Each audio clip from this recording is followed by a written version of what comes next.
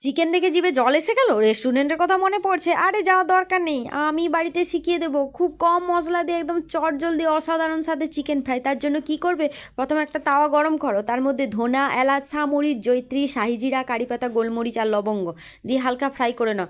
নামগুলো ভুলে গেলে পটপট খাতায় লিখে নাও, নাহলে আবার ভুলে যেতে পারো। ব্যাস মিক্সার জারে ফেলাও, এরকম দরা খেঁচড়া একটা গুঁড়ি হয়ে গেলেই চলবে। আর কি করব, রসুন, কাঁচা লঙ্কা, ধনে পাতা, ব্যাস এটাকেও একটু দরা খাঁচড়া পেস্ট করবো, অত মিহি করার সময় নেই। ব্যাস এরকম একটা পেস্ট করে নিলেই আমার কমপ্লিট কাজ।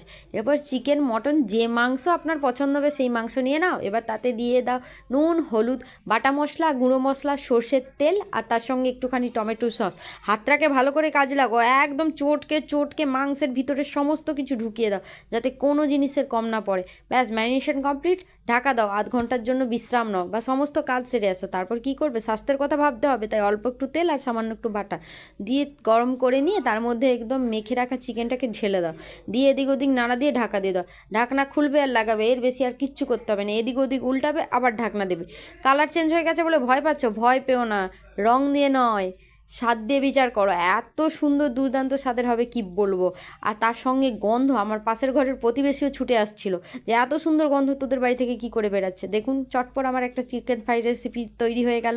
ভিডিওটা ভালো লাগে থাকলে অবশ্যই লাইক করবেন। তাহলে বলুন, আর রেস্টুরেন্টে যাবেন?